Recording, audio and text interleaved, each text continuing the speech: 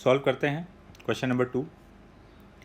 A piece of iron of mass 100 gram is kept inside a furnace for a long time and then put in a calorimeter of water equivalent 10 gram containing 240 gram of water at 20 degrees Celsius.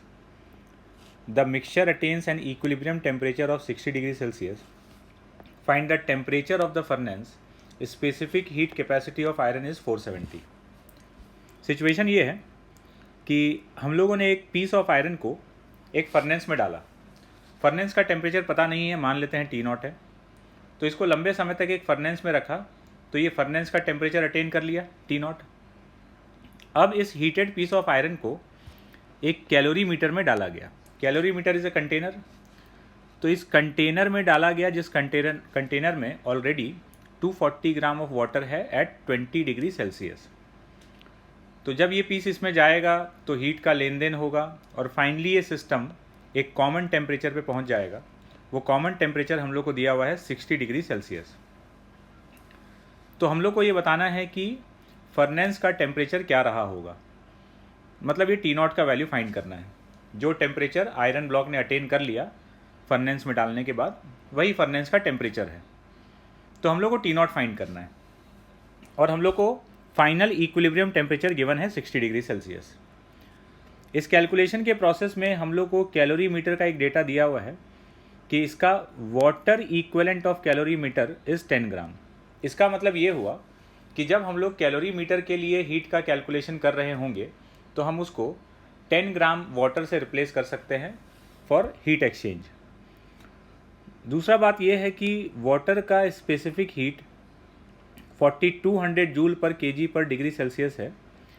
ये data question में given नहीं है, but ये standard data है, हम लोग इसको use करेंगे क्योंकि कैलकुलेशन में इस वैल्यू का ज़रूरत पड़ेगा। तो अब सॉल्व करते हैं इसको। तो इसमें हम लोग कैलोरीमीटर का प्रिंसिपल लगाएंगे कि कोई एक ऑब्जेक्ट जितना हीट दे रहा है बाकी उतना हीट लेगा। तो यहाँ पर जो आयरन ब्लॉक है, ये आयरन ब्लॉक इस सिस्टम को हीट दे रहा है और कैलोरीमीटर प्लस वाटर आयरन से हीट ले रहा है। तो QI is heat given by iron block, QC heat taken by calorimeter, QW heat taken by water. तो ये बेसिकली एनर्जी बैलेंस है। तो अब हम लोग यहाँ पे पुट कर देते हैं MS डेल्टा T। ये मास ऑफ आयरन हो गया, specific heat capacity of iron, और चेंज इन टेम्परेचर। तो इसका टेम्परेचर इनिशियली T0 था, बाद में 60 डिग्री हो गया, तो ये delta T। Heat taken by calorimeter, तो ये कैलोरीमीटर का मास केजी में, ये स्पेसिफिक हीट कैपेसिटी। और ये कैलोरीमीटर का जो ये मास है, ये हम लोग को पता है कि वाटर इक्विवेलेंट 10 ग्राम दिया हुआ है। तो ये बेसिकली ये 10 डिवाइडेड बाई 1000, ये उसके वाटर इक्विवेलेंट को हम लोगों ने केजी में कन्वर्ट कर लिया। तो ये वाटर का स्पेसिफिक हीट कैपेसिटी, क्योंकि हम लोग इसको 10 ग्राम वाटर के इक्विवेलेंट मान रहे हैं। और ये change in temperature, final temperature 60 degree है और इनिशियल 20 डिग्री था।